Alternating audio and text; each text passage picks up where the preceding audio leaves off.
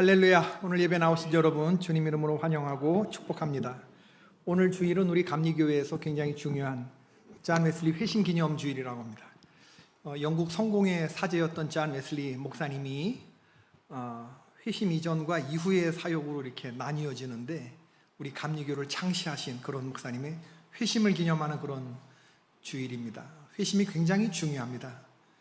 머리로만 알고 있는 이 믿음이 가슴으로 내려와서 여기서 시동이 걸리는 거예요. 그래서 파워풀한 사역으로 나아가는 그 계기에는 성령 충만을 받았냐 안 받느냐 굉장히 중요한데, 회심, 거듭난 성도가 되었느냐 아니냐 그건 본인이 압니다. 본인이 압니다. 요한웨슬리의 회심 기념주간. 그래서 우리 감리교에서는 이 기간 전후로 해서 집회들이 많이 열려요. 개포교회 목사가 이번 주간에는, 지난 주간에는 김포에 갔다 왔고, 이제 다음 주에는 마포 갑니다. 포포포. 은혜가 있게 해달라고 여러분 기도해 주시기를 바라고, 오늘 존 웨슬리 회심 기념 주간. 지난 주간에 새벽 예배 때 우리가 묵상했던 본문은 엘리야의 탈진이었습니다. 엘리야가 브엘세바라고 하는 광야, 그 광야에서도 하룻길을 더 들어가서 하나님 앞에 나는 죽기를 간청하는 그런 엘리야의 아주 약해진 그런 모습을 보았어요. 교회마다 카페가 있는데 그 카페 이름은 영락없이 로뎀나무인 카페가 많습니다. 열이면 한 7이 로뎀 카페인 것 같아요. 로뎀 병원도 있습니다. 아마 성도님이 원장님이신 것 같은데, 근데 원래 로뎀이라고 하는 단어 히브리 뜻은 진흙탕, 시궁창 이런 뜻을 가지고 있어요. 엘리야의 탈진을 보면서 딱하기도 하지만 한편으로는 안심이 되기도 합니다. He's not okay, I'm not okay. 이 사람도 안 괜찮고 나만 안 괜찮은 게 아니구나. 이 사람도 안 좋구나. 이런 안심이 되기도 하는, 두 다리 쭉 뻗고 엘리야가 하나님 앞에서 엉엉 우는 그런 모습은 바알 선지자 450명하고 싸워서 이기는, 불을 내리라고 하고 그 선지자들 다 잡아 죽이는, 이런 두려움이라고는 일도 몰랄 것 같은 그런 선지자의 모습하고는 완전히 달라져 있습니다. 주여, 아합이 주의 선지자들을 다 죽이고 이제 나만 남았나이다. 이 하나님을 향한 이 말에는 불평이 한 스푼, 원망이 한 스푼 들어있어요. 나만 남았나이다. 하나님만 아니었으면 소시민적인 안락함으로 편안하게 살았을 나를 왜 하나님 나를 불러가지고 이 꼴을 보게 하십니까? 라고 하는, 왜 나로 하여금 이렇게 맨 마지막까지 남게 해주셔서 가장 길고 가장 오래 이 험하고 어려운 위험한 일을 보게 하십니까? 하나님께 향한 그런 원망과 투정의 말씀이 들어있죠. 하나님이 나를 어렵게 했다. 여러분, 누구나 바닥을 칩니다. 살면서 강한 사람은 하나도 없습니다. 강한 척하고 살 뿐이지. 내가 나를 책임지지 못하는 절망의 시간이 와요. 하나님과의 관계에서도 그렇고 사람들과의 관계에서도 그렇고 내가 내 자신과의 관계 속에도 그렇습니다. 이건 누가 뭐라고 해도 죄에 당한 모습이죠. 엘리야가 그동안은 참 잘했는데 이 시선 처리에 문제가 생긴 거예요. 오늘 말씀대로 진짜 24시간 주님만 바라보면 얼마나 좋겠어요. 죄에 당하면 그렇게 되지 않는 순간이 올 수도 있거든요. TV에 어떤 분이 나와서 그런 말을 하는데, 너가 넘어졌을 때 너를 일으켜주는 건 아무도 없다. 너 스스로 혼자 일어나는 것이다. 이런 얘기를 하더라고요. 그러면서 그분이 하시는 말씀이, 용기는 나는 것이 아니라 내는 것이다. 어떻게 들리세요? 용기는 나는 게 아니라, 외부에서 오는 게 아니라 네 안에서 만들어내는 거래. 용기는 나는 게 아니라 내는 거기 때문에 용기를 내고 자리에서 일어나래요. Objection! 아닙니다. 절대 그렇지 않습니다. 따라해보세요. 용기는 내는 것이 아니라 나는 겁니다. 왜 목소리가 이렇게, 용기는 내는 것이 아니라 나는 것이다. 시작. 사도행전 2장에 이전의 제자들과 이후의 제자들이요, 부활하신 예수님 만나고 성령의 시동이 걸리고 난 다음에 용기를 낸 겁니까? 용기가 난 겁니까? 용기가 난 겁니다. 여러분, 누가 뭐라고 해도 외부에서 용기의 실체이신 어떤 힘이 밀고 들어온 거예요. 이게 하루아침에 이루어진 역사입니다. 인간에게는 선한 것이 하나도 없습니다. 내가 나를 책임질 수 있는 게 아니에요. 용기를 낼 수 있는 존재도 못 됩니다. 얼마나 용기를 내겠습니까? 내가 만들어낸 용기가 나를 어디까지나 데리고 갈 수 있겠습니까? 어떤 상황까지 끌고 갈 수 있겠습니까? 죽음을 넘어선 그 순간까지도 용감하게 나아가는 건 이 세상에 그런 힘이 없어요. 이 세상을 이기는 위로부터 공급되는 힘을 공급받을 때, 그 힘이 내 안에 들어와서 이게 믿어지고 그 믿음을 붙잡을 때, 그때 용기가 나는 것입니다. 용기 내는 거 아니에요. 잘 알아야 됩니다. 세상이 감당치 못할 믿음과 세상을 이길 용기를 주님이 부어주시는 거예요. 용기는 우리 안에서 만들어지는 게 아니에요. 잘 알아요. 엘리야의 침체를 보면서, 죄에 당하는 모습을 보면서 선악과 생각이 났죠. 왜 하나님이 선악과를 만들었을까? 원죄 발생의 근원이 된 선악과 아닙니까? 선악과를 처음부터 안 만들면 되지, 왜 만들어 놓고 따먹지 말라고 하지? 우리들 잘 알면서 왜 하나님이 인간을, 이런 표현 써도 되나? 살쿤다, 이런 말 알아요? 왜 하나님이 인간을 살쿠시나? 뱀이 다가왔을 때 머리통을 콱 내려치든가, 아니면 하와가 선악과를 이렇게 만지려고 그럴 때 손모가지를 확 부러뜨리든가 하셨어야지, 왜 그걸 그냥 방조하셨냐? 하나님에도 책임이 있냐? 이런 생각했는데, 나중에 깨닫게 된 것은 선악과를 만드신 것은 하나님의 사랑이시다. 다른 공정하고 인간을 만든 공정이 달라요. 하나하나 빚으셨어요. 당신의 피조물로, 흙으로, 재질도 다르고. 그리고 그렇게 만들고 나서 거기다가 당신의 숨결을 불어넣어 주셨습니다. 그래서 세상보다 큰 존재로 만들어 놓으셨어요. 어떻게 보면 참 하나님의 실수죠. 어쩌자고 인간을 하나님짜리로 만들어 놓으셨냐?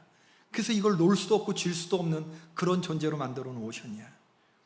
선악과를 만들어 놓고 이거 만지지 마, 죽어, 이거 먹으면 죽어, 이렇게 말씀하신 것은 그걸 건드릴 수도 있고 안 건드릴 수도 있는 인간의 자유를 하나님이 인정하신 거예요. 우주 만물은 만물을 다스리는 물리 법칙이 적용이 되지만, 하나님은 당신과의 우리의 관계의 법칙을 마음에 두셨어요. 세상에 여러분 마음처럼 주기 힘든 게 없습니다. 여러분, 아내와 남편을 100% 진짜 진짜예요. 전심으로 사랑하시는 분들만 아멘 해보십시다. 이게 전심 쉽지 않은 게요. 아내도 진심으로 사랑하고, 미스 김도 진심으로 사랑하고, 미스 박도 진심으로 사랑. 이게 우리의 마음이 죄의 마음이 그렇단 말이에요. 근데 하나님은 우리에게 진심을 원하시는 게 아니라 어떤 마음을 원하셔요? 전심. 난 너만 전심 100% 볼 테니까 너도 100% 나만 바라봐라. 우리 약속을 맺자. 이게 하나님의 약속이라는 거예요. 넷플릭스 영화에 엘레나 캠프리스라고 하는 진짜 예쁜 이 여배우가 반려 로봇을 연기한 게 있어요. 하나님이 부인을 로봇처럼 만들었으면, 이 와이프라이크라고 하는 이 반려 로봇, AI 사람같이 생긴 로봇인데, 나를 3단계로 사랑해줘, 띡띡띡띡띡, 그러면 3단계로만 딱 그만큼 사랑해줘요. 잠자리 모드, 나를 6으로 사랑해줘, 띡띡띡띡, 그러면 딱 그만큼. 하나님이 우리를 그렇게 만들지 않았다. 그렇게 버튼 하나만 누르면 사랑하게 하는 나를 로봇으로 만든 게 아니다. 하나님은 진짜 어쩌자고 우리를 믿고 선악과를 만드셨을까? 선악과를 먹고 하나님처럼 되고 싶었던 인간은 하나님처럼 된 게 아니라 짐승처럼 되고 말았죠. 인간의 가장 비참한 모습이에요. 여러분, 주변에서 하나님을 믿느니 내 주먹을 믿어라, 이렇게 말하는 사람이 있으면 그 사람이 상태 가장 안 좋은 거라고 보면 돼요. 불쌍히 여기셔야 됩니다. 당당하게 보이시면 안 돼요. 이미 어둠에 사로잡혀 있는 사람. 하나님을 떠난 인간은 아무것도 할 수 없다. 이게 성경이 말하는 진리입니다. 나는 이 진리가 맞다고 믿고. 사람의 주먹이라는 게, 내 주먹이라는 게 얼마나 허약한지 그가 몰라서 그래요. 내 주먹이 믿을 만한 겁니까, 여러분? 나라고 하는 존재를 세상에 믿을 게 없어서 내가 나를 믿어요? 그렇게 허약하고 보잘것없는 존재를 이미 견적 나 있는 것을. 지난주에 천정원 자매가 말했어요. 예수님이 나와 24시간 생생하게 함께 계신다고 하는 것을 느껴지니까 모든 두려움이 다 사라졌다고. 이게 예수 믿은 지 11년밖에 안 된 자매가 얘기하는 거잖아요. 예수 믿은 지 50년이 넘어가는 우리가 11년짜리한테 지금 지난주에 말씀을 들었어요. 그가 뭐라 그래요? 예수님이 남자인데 내가 옷 갈아입는 거 예수님이 24시간 내 앞에서 보고 계시다고 생각하니까 세상 이상한 방법으로 옷을 갈아입었다고 말하자. 근데 주님이 너는 내 자녀다 이렇게 말씀을 해주시면서 그 다음부터는 버섯으나 부끄러움 없는 관계가 되고 진짜 주님을 24시간 생생하게 자기 느끼면서 사는데 두려움이 1도 없대요. 자동차를 탈 때 예수님 조수석에 타세요? 오늘 뭐 여기 누가 타면 예수님 오늘 제 뒷자리에 타세요? 2명이 타면 예수님 이쪽에 앉으세요. 자기는 그렇게 얘기하면서 그렇게 주님을 모시고 사는데 머리에 드릴로 구멍을 뚫고 그 구멍에 항암약을 넣는 치료법을 하면서도 1시간 동안 수술에 국소 마취를 했다는 거예요. 전신 마취를 하죠. 뭐 드릴 막 여기 두개골 뼈가 갈리는 그런 소리가 다 들리는데 의사들 하는 말이 다 들리는데 그런 걸 하면서도 두려운 게 아니라 옆에서 예수님이 정은아 아프니? 많이 아프지? 견딜 수 있겠어? 참을 수 있겠어? 그렇게 손잡아 주시는 주님이 느껴지셔서 자기는 주님 괜찮아요.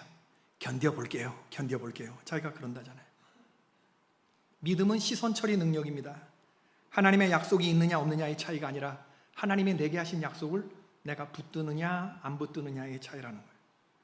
믿음은 삶을 바라보는 해석의 차이.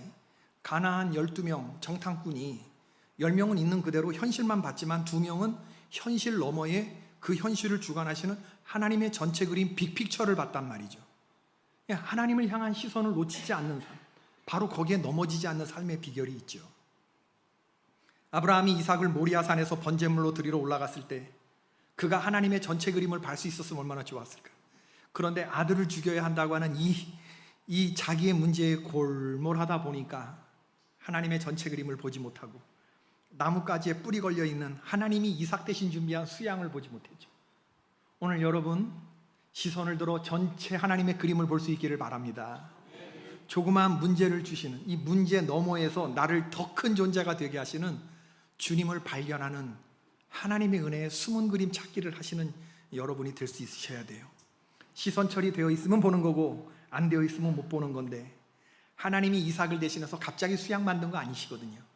나뭇가지에 걸려있는 수양은 아브라함이 올라가기 전부터 거기 걸려 있었거든요.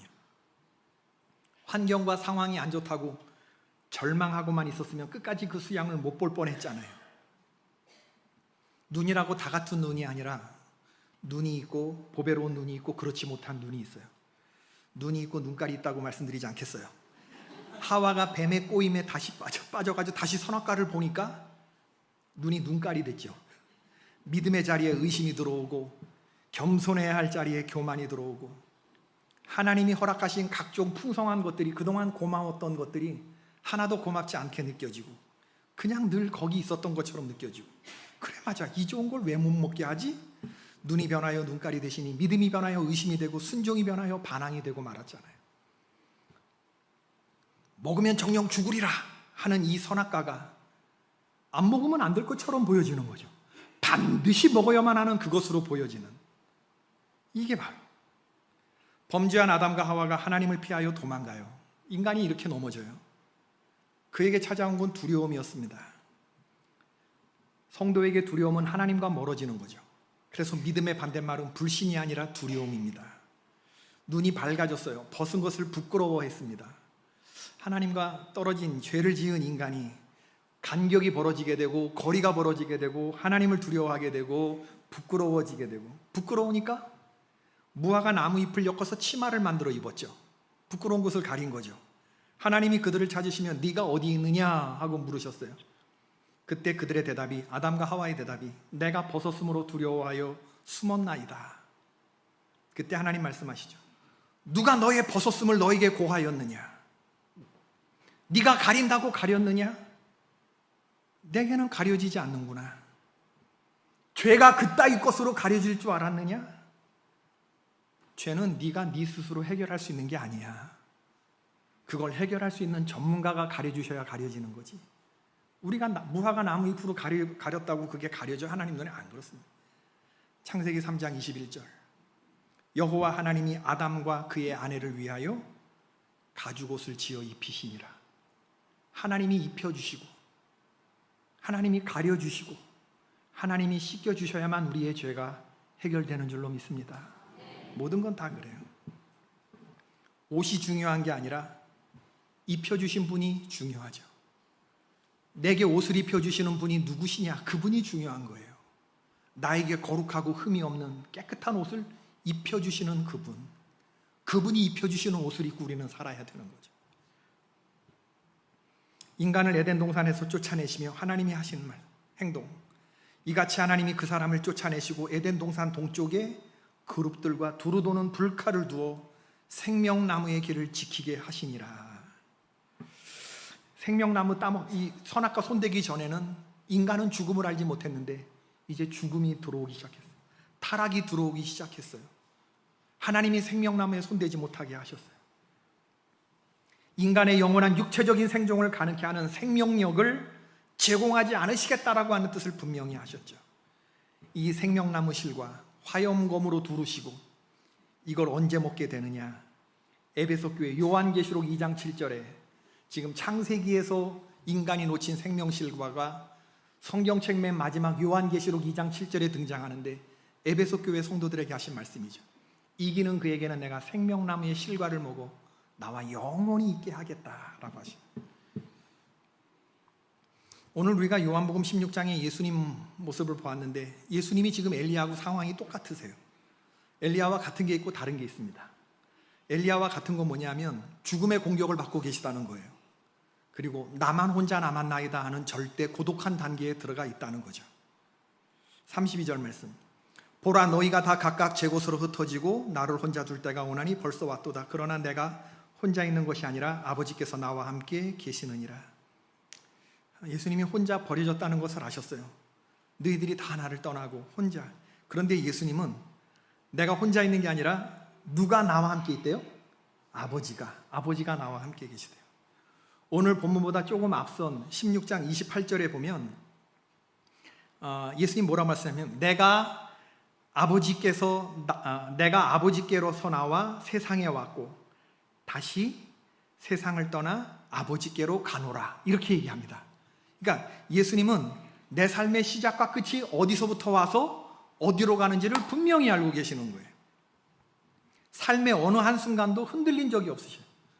아버지께로부터 왔어. 1라운드 아버지께로. 그리고 이 세상에서 살다가 다시 3라운드 하나님께로 간다. 예수님의 인생을 보자 그러면 처음부터 끝까지 다 하나님 안에 있었습니다. 지금 십자가 죽음이 그 하나님 안에서 불행한 죽음이 아니라 피하고 싶은 죽음이 아니라 꼭 내가 지어야 할 십자가, 하나님의 뜻임을 알고 가는 거죠. 너희가 십자가 죽음을 알아? 너희가 내 고통을 알아? 속으로 얼마나 죽음을 앞두고 부대끼셨겠어요. 근데 예수님에게 그런 모습이 보이지가 않아요. 요한복음 16장 33절 제자들, 남아진 제자들에게 마지막으로 하시는 예수님의 마지막 유언이 뭐냐면 요한복음 16장 33절이에요. 이게 제자들에게 했던 마지막 말입니다. 이것을 너희에게 이루는 것은 너희로 내 안에서 평안을 누리게 하려 함이라. 세상에서는 너희가 환난을 당하나 담대하라. 내가 세상을 이겼다. 여러분, 세상 사는 건 쉽지 않고 환난 중에 있다고 보시면 맞습니다. 할렐루야. 눈물 나는 얘기예요. 세상은 쉬워요? 어려워요? 어렵다. 세상은 보통 어려운 게 아니다. 세상은 환난이다. 할렐루야. 이걸 인정하면 그 다음에 삶이 쉬워집니다. 그러나 이 세상에 뭐가 있냐? 예수님 품 안이 있어요. 예수님 품 안에 있으면 평안을 느낍니다. 담대함을 느낍니다. 이걸 예수님이 내가 아버지 안에서 평안과 담대함을 얻었듯이 너희도 내 안에 거하면 내가 아버지에게 그렇게 했던 것처럼 너희도 내 안에 있으면 환난을 당하나 담대하라. 평안할 것이다. 내가 세상을 이긴 것처럼 너희도 세상을 이기게 될 것이다. 이렇게 말씀하십니다. 천정원 자매가 와서 얘기하잖아요. 자기들이 암 환자들끼리 만나서 이제 암 걸리니까 자꾸 연락이 와서 암 환자들 만나게 되는데 그러면 잘 될 거예요, 날 거예요. 우리들은 그런 얘기하지 않는데잖아.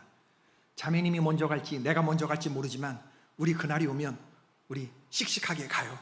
우리 쿨하게 가요. 그런 얘기 한대잖아. 왜? 지금은 우리 몸이 항암 148자 진짜 막 너덜너덜해진 육체지만 우리 죽으면 성경 말씀에 몸이 하나가 더 있다. 영광화된 몸, glorified body가 있다. 그 몸을 가지고 하나님 나라에 갈 텐데 천국 문을 쭈뼛쭈뼛 가는 게 아니라 활짝 열고 나를 사랑하신 예수님, 그분께 뵙고 싶었습니다. 예수님 감사했습니다. 우리 멋있게 죽어요. 멋있게 가요. 그거를 기쁜 마음으로, 소망에 찬 마음으로 이야기를 하게 된다고. 와. 고든 맥도널 목사님이라는 분이 계셔요. 베델 신학교 교수였고 고든 코넬 신학교 교수로 지냈고 세계적인 구호단체 월드 릴리프 총재셨고 미국 기독학생회 IBF 대표셨고 보스턴 근교의 그레이스 채플이라는 교회 대형 교회의 담임 목사님이었는데 이분이 그만 목회 여비서와 부적절한 관계를 맺고 그게 들통나서 교회를 사임하는 지경에 이르게 되었습니다. 떠나기에 앞서서 교회 앞에서 담임 목사였기 때문에 무릎을 꿇고 사죄했죠. 여러분 죄송합니다. 비밀을 지닌 채 사는 것이 얼마나 고통스러운 것인지 알았습니다. 비밀을 지닌 채 들키진 않았지만 비밀을 지닌 채 사는 것이 얼마나 고통스러운 일인지 몰랐다. 교회를 떠나 3년 동안의 침묵 시간을 가져요. 자신을 아무도 알아보지 못할 그런 교회로 다니면서 사모님과의 관계를 회복하고 하나님과의 관계를 회복하고 또 자기 스스로의 관계를 회복하고 진짜 정말이지 주홍 글씨 하나 목에 걸고 자기를 알아보는 사람들의 손가락질과 조롱 다 감내하면서 다시 바닥서부터 시작을 하셔요. 진짜 이래서 사람들이 가룟 유다의 길을 가는구나. 이래서 사람들이 극단적인 선택을 하는구나. 그런데 그는 그런 극단적인 선택을 하려고 하는 것이 아니라 속죄하는 마음으로 다시 하나님이 용서해 주실 때까지 그 고통스러운 삶을 살기로 해요. 하나님을 바라보면서 다시 일어나기로 하는 거죠. 내가 다시 목사가 될 수 있다면, 내가 다시 한 번만이라도 설교를 할 기회를 얻게 된다면 나는 맨 먼저 마음을 다친 사람들에게 말씀을 전하겠다. 예배당 의자에 한 줄에 한 명씩은 정말 부서진 마음을 부여잡고 교회를 찾는 사람일 거라고 생각한다. 나는 그들에게 희망의 메시지를 전할 것이다. 진짜 한 줄에 한 명씩 앉은 사람들이 달리 보이네. 예배당 의자에 한 줄에 한 명씩은 정말 부서진 마음을 부여잡고 앉아있는 사람이 누구지? 누구지? 부서진 마음을 부여잡고 3년 뒤에 이분의 회개를 진정성 있다고 받아들인 맨하탄 트리니티 침례교회, 그 교회가 이분을 담임 목사로 청빙해요. 거기서 3년 목회해요. 3년 동안 목회하고 있는데 자기가 담임했던 옛날 교회, 아주 큰 이 그레이스 채플 보스턴에 있는 여기서 다시 담임 목사로 다시 재청빙을 해요. 나 같으면 못 간다. 어떻게 가. 근데 죽을 생각으로 가요. 자기를 죽음으로 처리하고 가요. 그리고 책을 썼어요.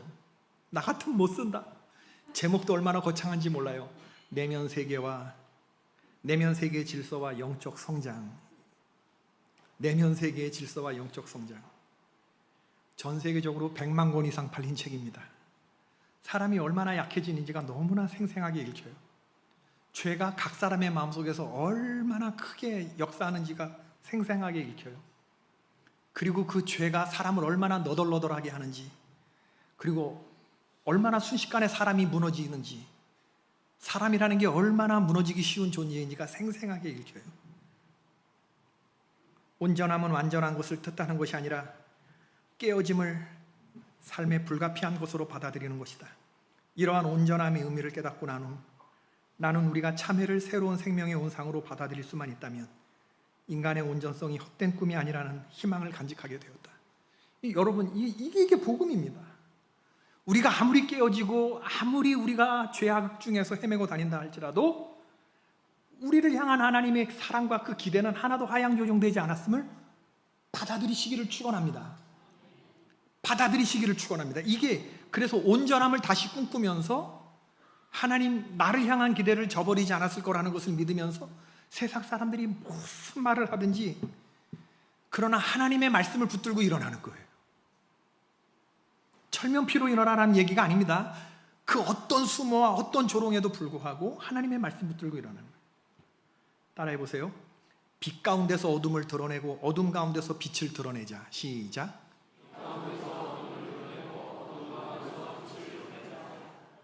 저는 우리 성도님들이 이런 기조를 유지했으면 좋겠어요. 우리 하나님이 빛이셔요. 하나님 앞에 나와서 여러분의 어둠을 드러내시기를 바랍니다. 그리고 하나님이 빛을 비추어 주셨거든 그 빛을 가지고 다시 세상으로 나아가시기를 바랍니다. 어둠 가운데서 빛으로 쓸어가는 거죠. 빛 가운데서 뭐를 드러내요? 나의 어둠을 드러내. 하나님 앞에서 나의 어둠을 드러내고 세상 어둠 속에서 나의 빛을 드러내자. 근데 우리가 배나 더 힘을 써야 하는 것은 사람들과의 관계에서 빛을 비추는 게 아니라 하나님 앞에서 나의 어둠, 하나님 앞에서 나의 좌절, 나의 연약함을 쏟아놓는 걸 훨씬 더 많이 해야 돼요. 사람들하고는 한 20% 하면 하나님과는 한 80% 그 빛 가운데 나의 어둠을 드러내는 걸 많이 할 때 주님이 우리에게 힘을 공급해 주시는 거예요. 그럴 때 우리한테 힘이 내지는 게 아니라 힘이 나는 거예요. 하나님이 혹시 우리를 불쌍히 해주시면 우리에게 부어주시는 성령의 능력으로 우리를 일으켜 주시는 거고 그 힘으로 일어나는 거예요. 여러분, 용기라고 하는 거, 다시 일어나는 힘은 나는 게 아니라 내는 거라고? 아닙니다. 인간은 완전히 타락한 존재예요. 우리 안에 용기가 없어요. 우리를 용서하시고 십자가 예수 그리스도의 사랑, 우리의 바닥을 다 아시는 주님께서 불쌍히 여겨주시사 다시 일으켜 주시는 거죠. 깨어지기 쉬운 존재라고 하는 것들을 받아들이는 완전함이 아니라 그게 온전함이다.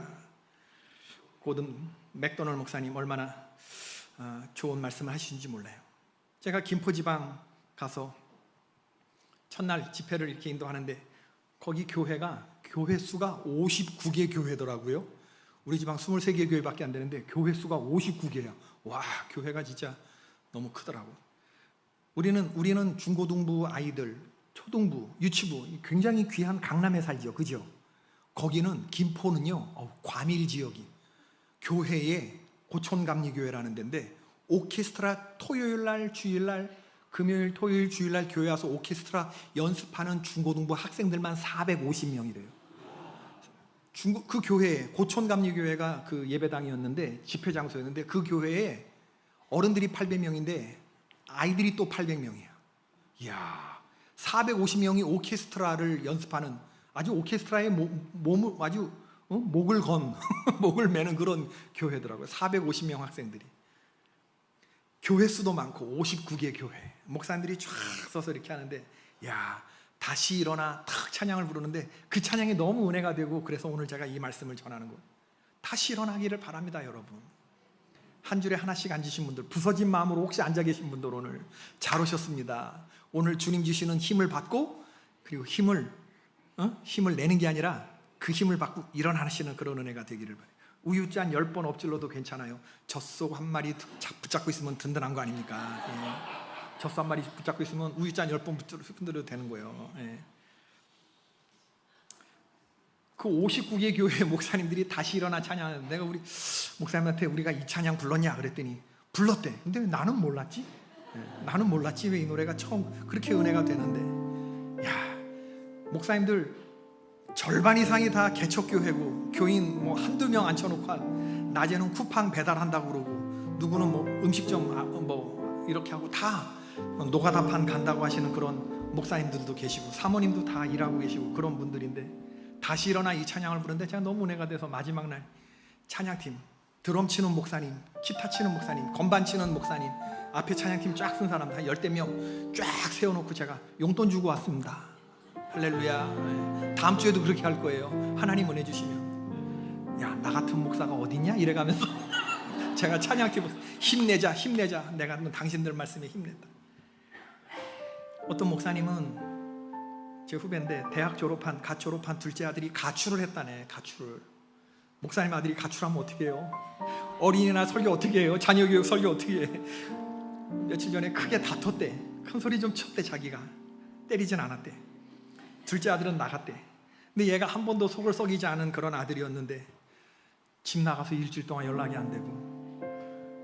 여러분, 아무리 24살짜리 아들이라도 다 컸지 어디 가서 잘 있겠지 해도 연락이 안 되고 일주일 돼봐요. 얼마나 마음이 그래요. 사방팔방으로 사모님 막 울면서 얘 찾았는데 충청도 시골에, 자기가 김포에 올라가기 전에 충청도 시골에서 목회한 적이 있었는데 그때 둘째 아들을 유난히 예뻐해 주시던 할머니 권사님 있었더니 그 집에 갔대. 아니 갈 데가 없어갖고 아버지가 옛날에 목회하던 교회에 자기 유난히 예뻐해 주시던 혼자 되신 권사님 댁으로 들어가갖고 거기서 그래서 전화를 했더니 권사님 아들이 많이 속상한가 보라고. 전화하지 마시라고. 내가 전화 자주 드리겠다고. 전화하지 마세요 그러더래요 권사님이. 여러분, 오늘 여러분에게는 어떤 문제가 있습니까? 어떤 부서진 마음이 있습니까? 다시 일어나시기를 바라고, 아무리 우리가 죄의 공격을 받는다 할지라도 우리의 연약함을 아시는 하나님께서 미리 예비한 힘을 주신다니까. 다시 일어나는 힘, 아버지를 만나고 내 눈물의 끝에서 주님을 만나는, 어떤 문제에서 계속 땅굴 파고 들어가지 마요. 하여튼 어떤 문제에서 저한테 와가지고 나 교회 떠날래요 이렇게 말하는 거 적으로 간주합니다. 아주 질리겠어 그런 말들. 아주 그건 협박도 아니고 그건 뭐야. 목사한테 와갖고 갈래면 조용히 가지 왜 와서 간다고 얘기를 해요. 여러분 사탄마귀에 당하고 있는 건데 떠날 수 없어요. 그건 하나를 주고 너무 많은 거를 우리가 잃어버리는 거예요. 땅굴 파지 말고 다시 이 자리에서 회복해 하실 하나님을 바라보면서 힘을 나게 하시는 주님을 의지하고 나갈 때 삶의 모든 부분들이 하나하나 정돈되는 은혜가 있을 줄로 믿습니다. 우리 찬양 한번 불러봅시다. 다시 일어나.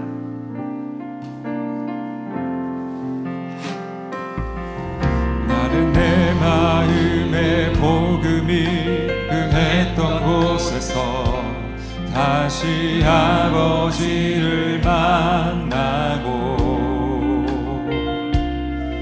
주님 내 마음의 연약한 눈물의 끝에서 또 나를 반겨주시네. 아버지와 함께 있어야 넘어지지 않을 수 있어요. 싹 다 생각했던 그의 부르심, 넘어졌을 때 하나님을 붙잡아야 일어날 수 있어요. 나를 회복해 하시네. 회복해 하시네. 다시 일어나 주를 예배하니 내 모든 기쁨이 되리.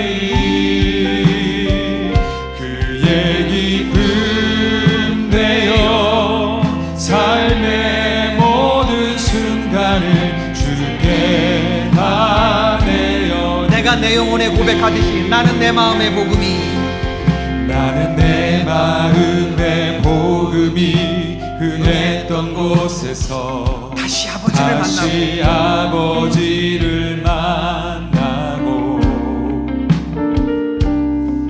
주님 내 마음의 연약한 눈물의 끝에서 또 나를 반겨주시네. 다 생각했던 그의 부르심, 다시 나를 회복해 하시네. 아멘. 다시 일어나 주를 예배하니 내 모든 기쁨이 되리. 그의 기쁨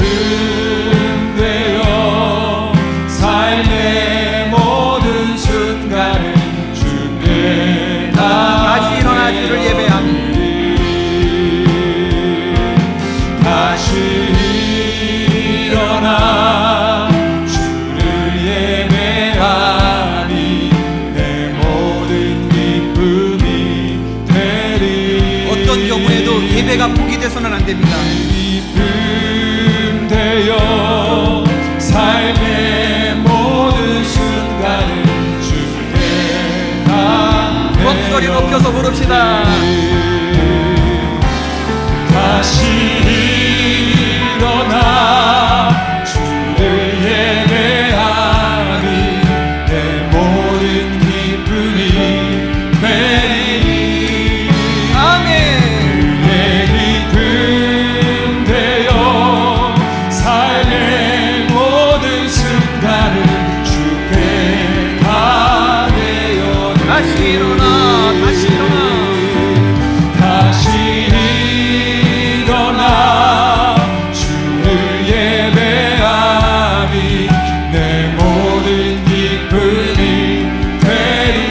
주님의 기쁨 되어 그의 기쁨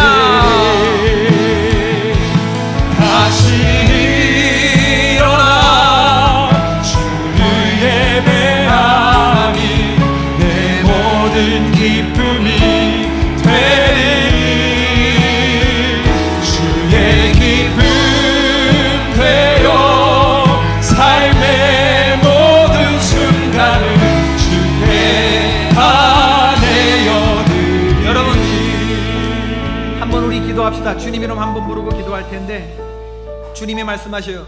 내 안에 거하라. 그리하면 환난 중에서도 담대할 것이고 너희들의 마음이 평안할 것이다. 주여, 나에겐 지금 아무런 힘도 남아있지 않으니 성령께서 나를 붙들어 주셔서 용기를 내가 내는 게 아니라 주님이 나게 해주십시오. 주님 이름 한번 부르고 나의 삶의 어떤 부분이 부서졌는지, 나의 삶의 어떤 부분이 어둠인지 비치신 주님 앞에 우리 그 어둠을 드러내는 기도를 이 시간 하십니다. 다 같이 주님 이름 한번 부르고 기도합시다. 주여,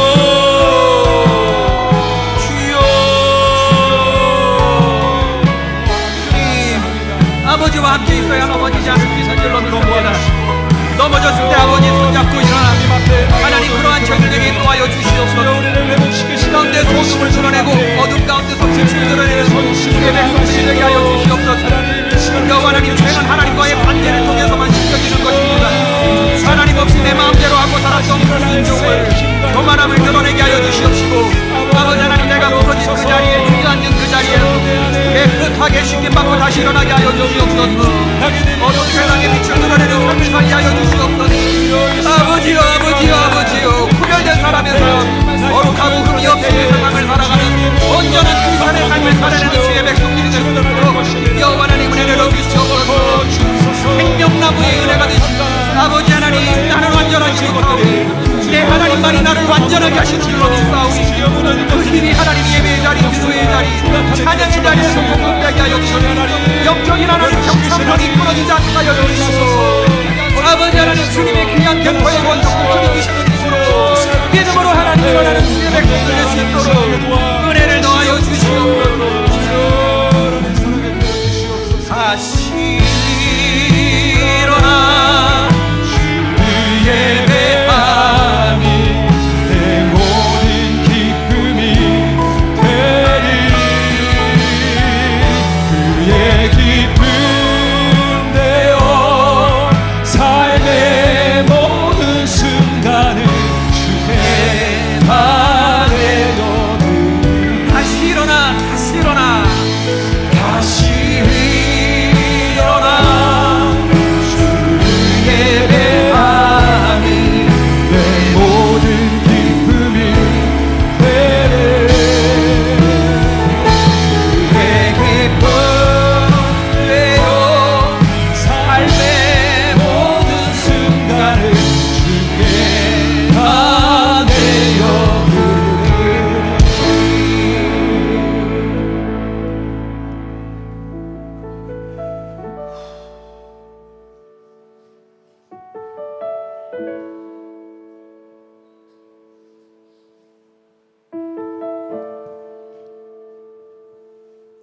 하나님, 죽고 싶고 죽이고 싶은 생각이 드는 완전한 어둠 가운데 우리들이 쓰러져 있을 때가 있습니다. 우리 안에 선한 것도 없고 기도할 힘도 없고 찬송할 힘도 없고 예배에 나오고 싶은 마음도 없는 완벽한 어둠, 이 시간 빛 대신 주님 앞에 내어드리오니 주님이 씻겨주시고 아담과 하와에게 가죽옷을 지어 입히신 주님, 그 하나님의 마음이, 그 하나님의 사랑이 오늘 나에게 공급되기를 원합니다. 일으켜 주시옵소서. 다시 일어나게 하여 주시고 예배하는 것이 나의 기쁨이 되는 단계로 일어서게 하여 주시옵소서. 오늘 부서진 마음으로 주님 앞에 나온 하나님의 백성들 축복하며 예수님의 이름으로 기도드립니다.